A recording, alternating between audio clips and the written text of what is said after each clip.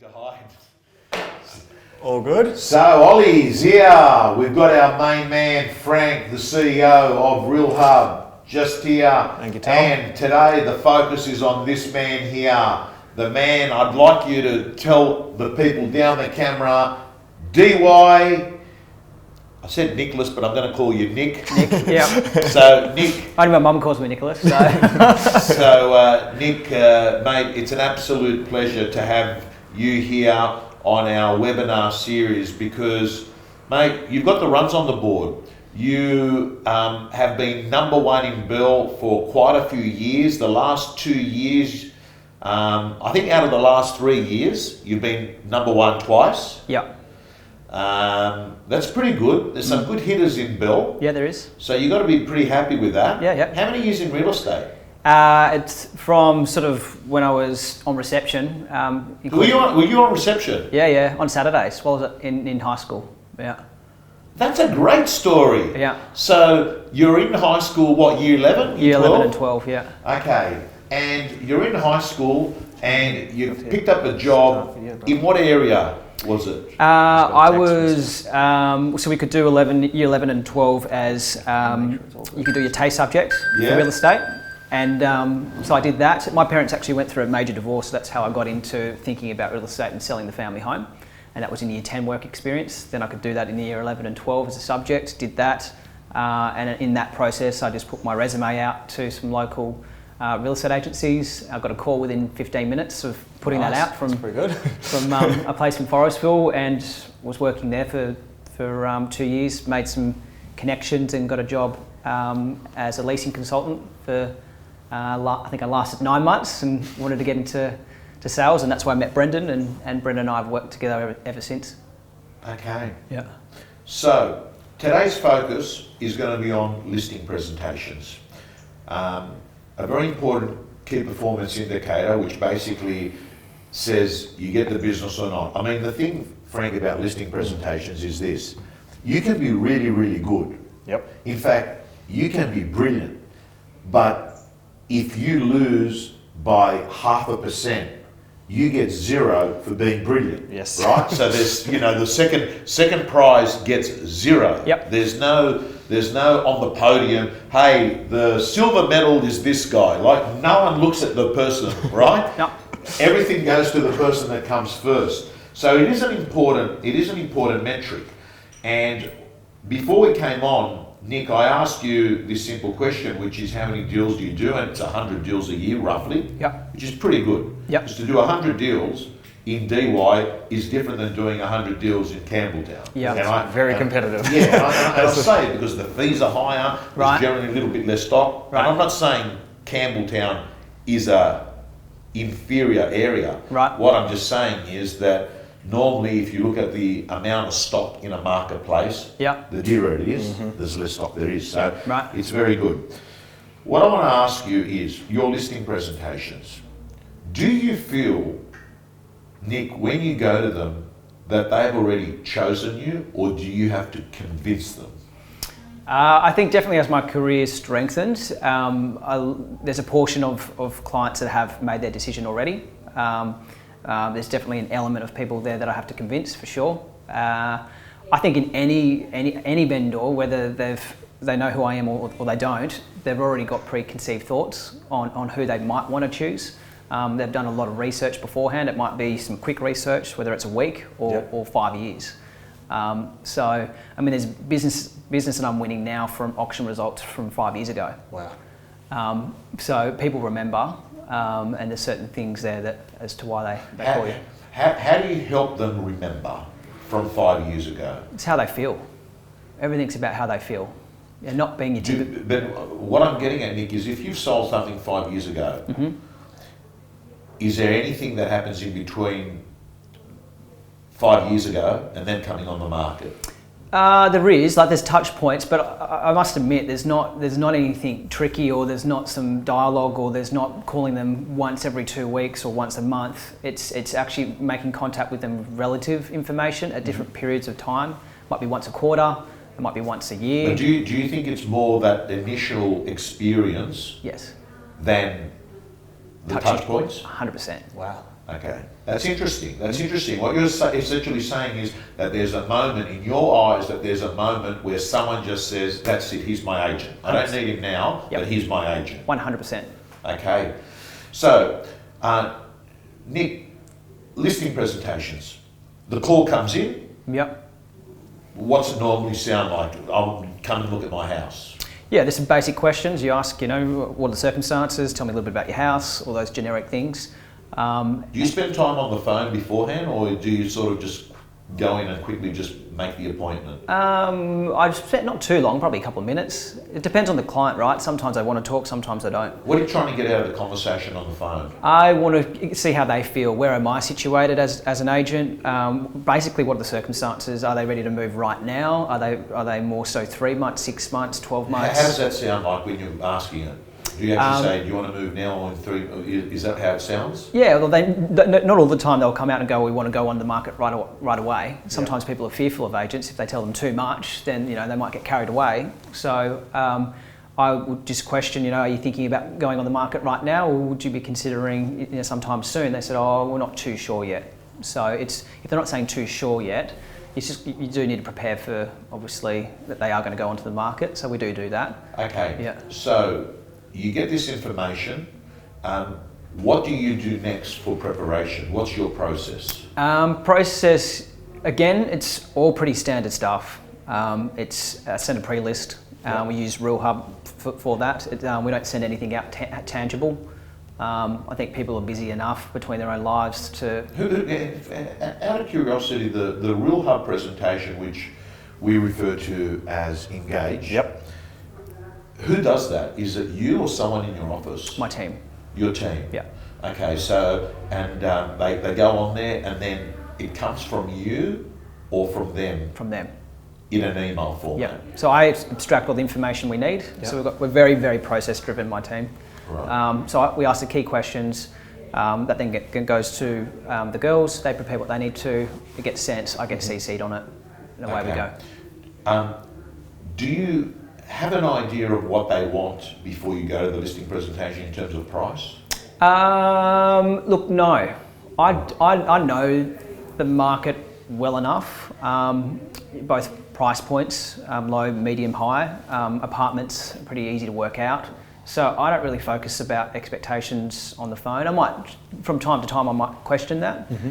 It's probably not what you're meant to do, but I don't believe in... I think if you're asking them all these questions, it's benefiting me opposed to them. So I just want to facilitate their request. I will get a snippet of what they're feeling and what they're doing from that conversation, and then I'll work out what I need to do when we meet. Interesting. Okay, next question. You get there, you get to the property. What's the first 2 minutes look like? You knock on the door, what happens next? Yeah, always with 2 people. Always with 2 people? Always. Yeah, Right. Even if it's just a soft selling appraisal, it's probably not the best thing for time management, but again, if you make a first impression, that's amazing. They're not selling right now, they'll sell in 5 Advantages years. of 2 versus 1? You get 2 perspectives. You get 2 opinions. That person doesn't feel like it's just one-on-one. I pick up something different than, say, Josh will. So I think it's just good. Then we regroup after, going, what do you think? What about this? I think it might be worth 2 mil. He goes, no, you're kidding, mate. It's worth 1.8. Did you think about this, this and that? I go, oh yeah, you're right. So this is when you've left the property and Yep. you're there. So I presume the tone of that meeting is that we're going to come back to you with a recommendation? Sometimes, if they're ready to rock and roll, like yesterday I went to one and they're ready to make a decision. We brought a basic marketing quote and bits and pieces that we normally need, and we did the pitch there, followed up in an email, and we're ready to roll. Marketing quotes. Yeah. Are there set ones, or do you construct one for them? There's depending on price point, obviously you may change things for like drones and bits and pieces like that, but there's something very standard that just works, so why change it? So do you actually say, Mr. and Mrs. Client, Yeah. this is what I think you should do? Yep, totally, and not be afraid of it. Like, this is what you've got to do, this is what worked around the corner, why change it?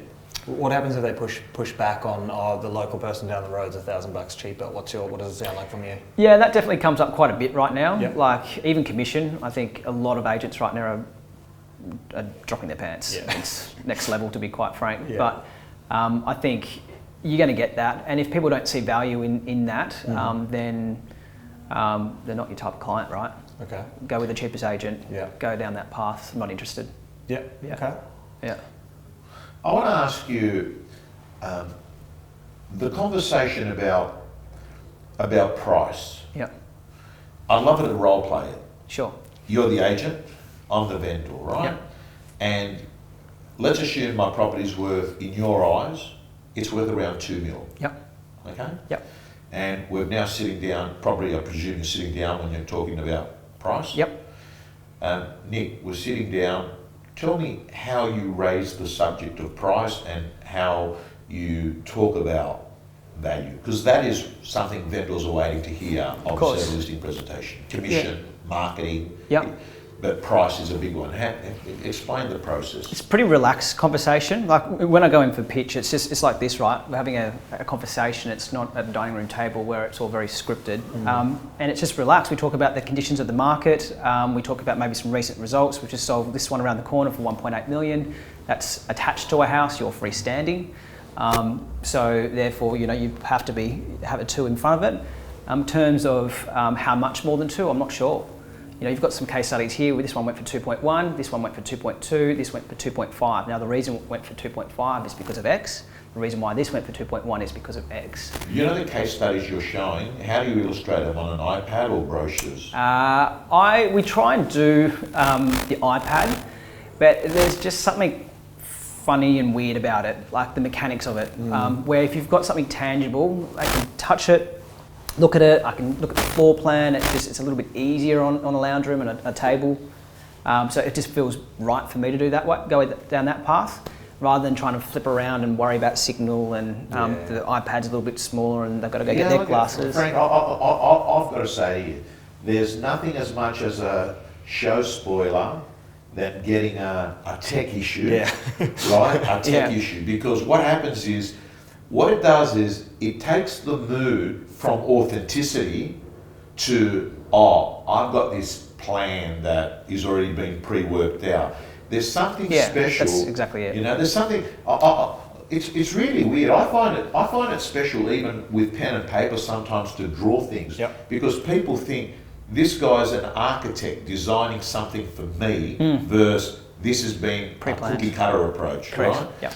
To be honest, on that, Tom and Nick, that's so common. Having something tangible, having something to hand out, the piece of paper, and that's why in the Engage system, everything can be printed and look equally as good than it does on an iPad. Well, I've got to tell you, I was in Melbourne yesterday doing a conference to a couple of hundred people, and a couple of the gym members there that took on my idea about getting CMAs, Yes. which is your proposal, printing them off, getting a yellow stick note, writing on the stick note, we'll call you in 48 hours to discuss. They're getting incredible engagement, because the minute someone gets it with a yellow stick note, they realise, hang on a second, this is actually something I should be looking at, because it's been personalised, tailored, right? And they feel guilty if they haven't looked at it, because they think, this thing's nice, it's been well done. And then all they've been doing, they've told me, is they just ring up and say, hey, I've printed you a latest CMA on the health of your home. How has COVID-19 impacted your real estate plans? And they get flowing. But Nick, back on that listing presentation, so at what point in the conversation does fee come into it? Do you normally end up discussing the price and marketing and then fee? I mean, everyone knows the fee before they sign up, isn't it? Yeah. I presume, or do you just say... I think some people will ask about it beforehand. I'm really relaxed about it all. Like, I think right now, because everyone knows that properties can sell like this, and pretty much put a property with an agent, it's going to sell for a bloody good price. So it's fees right now are a bit more difficult to protect because of that. And vendors, I believe, know that as well, or most. So they're a little bit more confident now to go in for the kill and sort of say, well, I've got this and this and this and that done, so would you do it for this? Where maybe 12 months ago they weren't really asking. Right. Okay, so you think in this marketplace, vendors are at an education level where they believe the value of the agent drops a little bit in a hot market because the market's going to do a lot of the work. The risk factor to choose an amazing agent in their eyes versus someone that might be standard is almost on the same par. Right. Okay. So I envisage then you being one of the better agents, because your numbers show it, Yeah. would probably embrace a marketplace that rewards skill, Yep. which means a higher fee Yep. and better terms for the agent. You Yep. know? Yep. Would that be right? Yeah. I mean, sliding scales work perfectly. There's no point in them paying us a premium rate if we're just going to get them a standard price. In their eyes, what's standard? And if you do a sliding scale, then it kind of overcomes everything, right? So you do sliding scales now? We're doing a bit more sliding scales than we've ever done before. And I've just did one recently where we got 2.5%, and we're up against an agent that was going to do it for 1%. Wow. Right. Yeah, but we did a scale. Yeah. You know, it was 1% on there. What they thought was a great. So price. 1% on the number that, and do you agree on that scale at the time of the listing? Yes. Right. Okay. One final question, and then I might hand over to you, Frank, is that, you know that situation where you go to a listing, it all goes well, Mm-hmm. and let's assume that you even resolve marketing and fees and they're comfortable, and they just sort of say, leave it with us. Yep. Leave it with us, you know, and you feel like, hey, I don't want to push too much more because I can feel then it's getting pushy. Yep. What does it look like afterwards? How do you stay relevant and keep the dial towards you without having commission breath post that? What do you send them? I think it's just touch points. I never want someone to feel uncomfortable. If they start feeling uncomfortable, then they start to disattach. So it's just giving them space. It's a follow-up call for sure the next day, just going, look, I know you said you're going to make it, you need some time away. Was there anything, because everyone's mindset changes the next day. You go to bed, you wake up, Yep. your head's clearer and you just think differently. So you want to tap into that and get a feel for how they're thinking that next day, and then respect obviously that they need some time. And then the next point of call, depending on timeline, is just relevant information.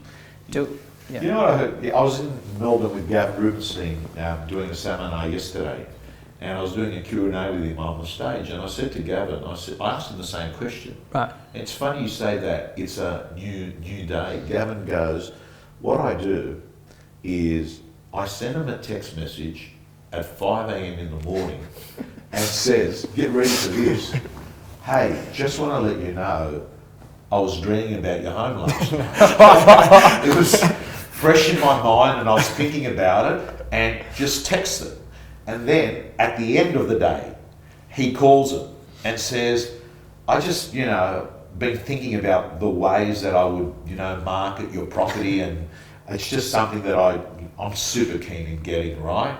And I thought to myself, the first bit, like, I've been dreaming about it, like, I don't know whether the words could come out of my mouth, and I don't know whether he does. I mean, you know what? You pick your clients. Yep. If you pick the analytical financial controller that hates real estate agents, Yep. right, and rang him up and said, mate, I want to let you know I've been dreaming about your property. Yeah. I don't think it's going to help you get closer. I think you'll get further away from it. Totally. But you pick your clients, right? Yeah. And then over the next week or so, if you haven't signed it up, what is it? Is it a phone call? And what does a phone call sound like? Yeah, it's just a phone. It's something. It has to be relevant. If you're ringing them up, going, "Have you made a decision?" There's something wrong there. Right. The chemistry of it all is just wrong. And I sat in some training session this morning with my team and went through our pipeline list, and we talked about that. Like, don't follow up people just based on you wanting to know what's going on. You've got to have something that's going to benefit them, even if there's a property that's not relevant to them.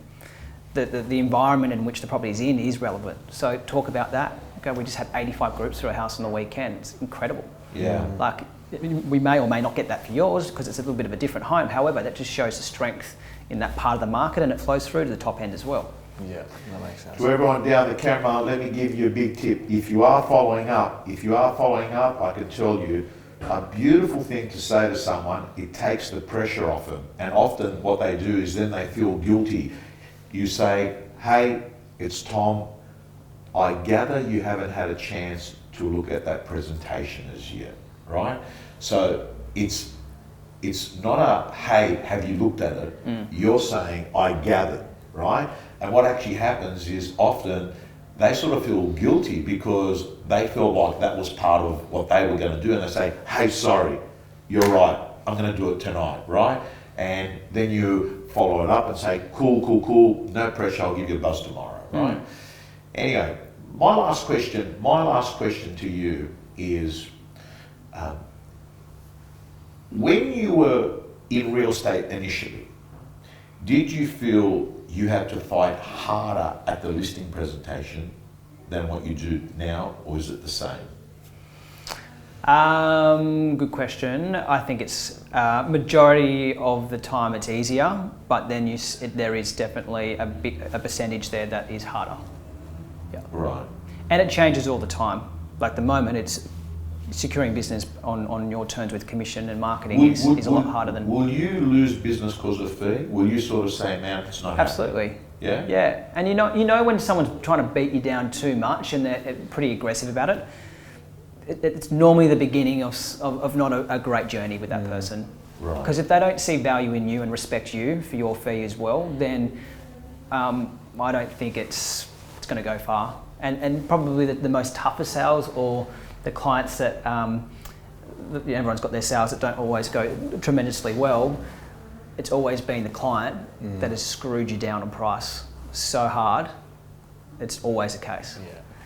And you know it as an agent, and you feel it. And I've always said that to myself. If anything, I put my fee up now when I get that feeling now. Really? With someone, I'll go, I'm 2.5%, 2.75%, you know, because it's just the wrong energy, wrong vibe. It's funny, it appears, Frank, in real estate with vendors, I actually call listings assets or liabilities.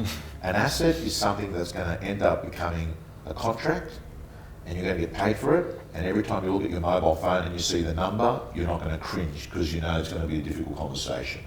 To me, an asset is got normally the following. It's a realistic price, it's a vendor that pays you a fair fee, they invest in marketing, and they're generally nice people. Yeah. The opposite, let's go to the opposite. Unrealistic, unmotivated. Micromanagement. Screw you in fee. Yeah. Want you to pay the marketing or do no marketing, and they're difficult people. They're the sort of people that are ringing you up over every little issue, and you're 100% right. Yeah. That business often becomes a liability, and as agents tell me, it's bloody draining to have lots of those vendors on your books. Like a Sunday night, and you think, these are the people I'm working for, yep. right? It's totally. not a fun, lucrative life. I've just hired a buyer's agent because I'm looking at buying a place at the moment, and his fee was, I think, was 2.5% or something, and I felt guilty trying to even negotiate it because I know what it's like, right? I got him down, but I didn't get him down to a level where he didn't want to feel uncomfortable or worthless. I just felt in myself really uncomfortable about that. So I wanted everyone to feel good without me having to pay maybe an absolute premium. And that's how I think your client should also be. They don't want to take the piss out of you, but they've also got to see value in you. If they don't see value in you, they're just trying to find the cheapest agent, then I don't know, I don't like that. Right. My final comment is, have you, the marketplace, you know, we're right now going into your live, it's the middle of April. Have you seen a change at all in the recent weeks in the marketplace, or is it still a frenzy out there? I think, look, there's some agents that have been pretty bold to come out and say some big statements recently, and I don't think you can judge right now. I think we've just come out of 2 weeks of school holidays.